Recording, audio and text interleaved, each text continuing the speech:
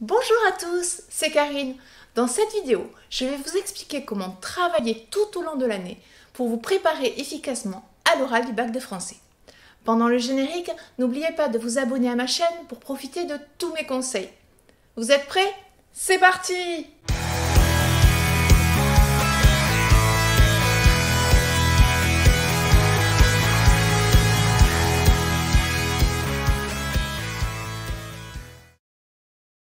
Comme vous le savez, l'oral du bac de français se découpe en deux parties. Une explication linéaire, suivie d'une question de grammaire issue du même texte, et un entretien sur l'œuvre que vous aurez choisie parmi celles que vous avez étudiées. Dans cette vidéo, je vais vous partager de nombreux conseils qui vont vous aider à préparer simplement et efficacement les différentes parties de l'oral tout au long de l'année. Souvenez-vous, le bac de français n'est pas un sprint, c'est une course d'endurance. Penchons-nous tout d'abord sur la meilleure façon de travailler l'explication linéaire. Mon premier conseil est simple, mais il va vous permettre de gagner un temps précieux. Soyez le plus attentif et le plus concentré possible en cours, non pas pour faire plaisir à votre professeur, ni pour jouer les élèves modèles, mais parce que vous pourrez ainsi profiter de plus de temps libre en dehors des cours. Et oui, les efforts que vous aurez fournis en cours vous permettront de gagner du temps lors de vos révisions à la maison, puisque vous aurez déjà assimilé et surtout compris une partie des cours. N'hésitez d'ailleurs pas en classe à poser des questions à votre professeur si un point vous paraît obscur. Il est là pour vous aider. Et ne vous dites pas que vous allez avoir l'air ridicule si vous posez une question bête. Toute question est intéressante à partir du moment où elle vous permet à vous, mais aussi à vos camarades, de progresser, d'éclaircir une notion, un problème.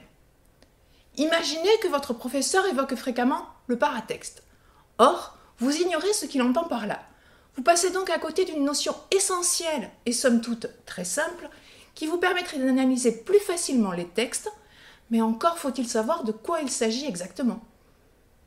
Passons à présent au deuxième conseil. Faites des fiches régulièrement. Alors, comme pour l'écrit, essayez de faire vos fiches le week-end qui suit le cours de votre professeur. Attention cependant, faire des fiches ne signifie pas recopier le cours en plus court. Faire des fiches est avant tout l'occasion de comprendre véritablement l'analyse et de n'en noter que l'essentiel. Les éléments importants de l'introduction, les différentes parties de l'analyse avec les procédés à étudier et les étapes de la conclusion. Pour en savoir plus sur la façon d'apprendre vos explications linéaires, ne manquez pas ma vidéo « Comment réussir l'explication linéaire ». Pensez également à revoir vos fiches régulièrement pendant l'année. Au fur et à mesure de l'année, remplissez votre descriptif des lectures et activités pour savoir où vous en êtes du programme. Et servez-vous-en aussi pour savoir quel texte vous avez mis en fiche, quel texte vous avez déjà étudié et combien de fois vous les avez révisés. En effet, il est scientifiquement prouvé que pour retenir une information sur le long terme, il faut la rappeler au moins 5 fois à notre cerveau pour qu'il la considère comme importante, sinon il la relègue aux oubliettes. Donc prévoyez au moins 5 séances de révision réparties tout au long de l'année pour chaque explication linéaire et notez-les dans votre agenda. Vous pouvez également planifier vos séances de révision grâce à des applications prévues à cet effet, comme N'oublie jamais. Par exemple, cette application planifie vos séances de révision, vous les rappelle par des notifications. De plus, il est possible de programmer 20 cours gratuitement, ce qui correspond au nombre d'explications linéaires que vous aurez pour l'oral du bac de français. Alors, rassurez-vous, vous n'avez pas besoin d'y passer des heures. Il suffit de relire votre cours, votre fiche et surtout de faire votre explication linéaire à l'oral. N'oubliez jamais que c'est un examen oral. Aussi, il ne suffit pas de connaître parfaitement vos fiches. Entraînez-vous systématiquement à l'oral. Chronométrez-vous. Bref, mettez-vous régulièrement dans les conditions de l'examen. Vous trouverez sous cette vidéo un lien pour télécharger votre modèle vierge de descriptif des lectures et activités. Voilà pour l'explication linéaire. Mais qu'en est-il de la question de grammaire?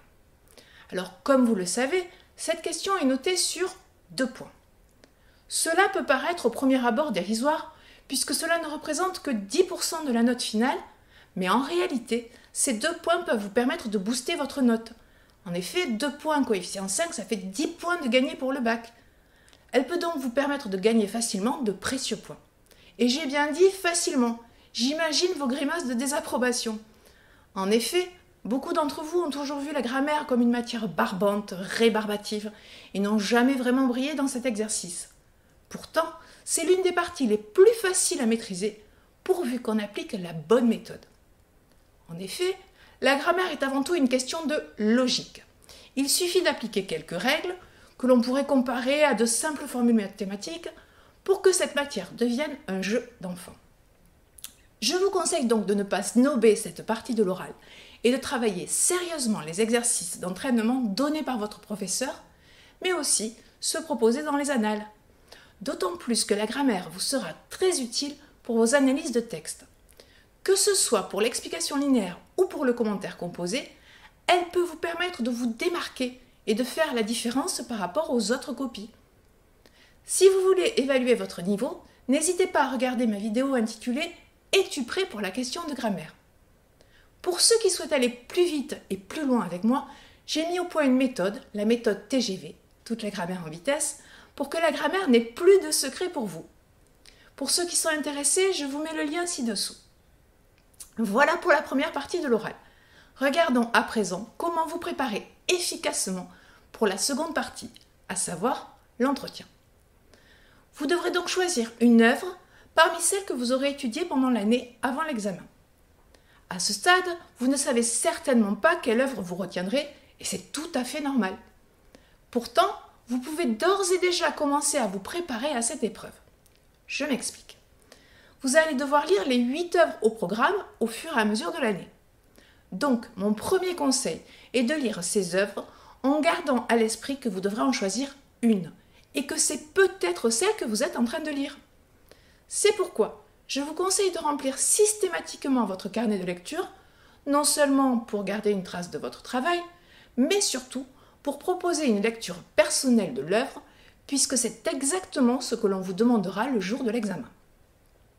Pour ceux qui veulent en savoir plus à ce sujet, je vous invite à regarder ma vidéo « Comment faire ton carnet de lecture pour réussir ». Alors il existe un autre moyen peu contraignant de préparer cette épreuve, il suffit de discuter entre vous de vos lectures en cours. Je sais, vous avez des sujets de conversation bien plus intéressants, mais c'est un excellent moyen de s'entraîner à défendre votre point de vue, mais aussi de connaître l'avis de vos camarades et d'en débattre. Bien sûr, il ne s'agit pas de se contenter d'un « c'est nul » ou d'un « j'aime bien ». Essayez plutôt de donner les raisons de votre ressenti. Par exemple, si vous n'aimez pas ce livre, essayez d'expliquer pourquoi. Là encore, une phrase du type « je n'aime pas lire » ou « je n'aime pas la littérature » ne suffira pas. En revanche, vous pouvez commencer par évoquer les difficultés que vous rencontrez pour lire cette œuvre. Par exemple, si elle vous semble complètement dépassée et que vous ne parvenez pas à entrer dans son univers. Énumérez tous les éléments qui vous paraissent d'une autre époque. Votre camarade partagera ou ne partagera pas votre point de vue, mais il aura d'autres arguments qui lui seront propres. Et ainsi, vous commencerez à discuter et à réfléchir sur l'œuvre, ce qui est exactement l'objet de l'entretien. Dernier conseil.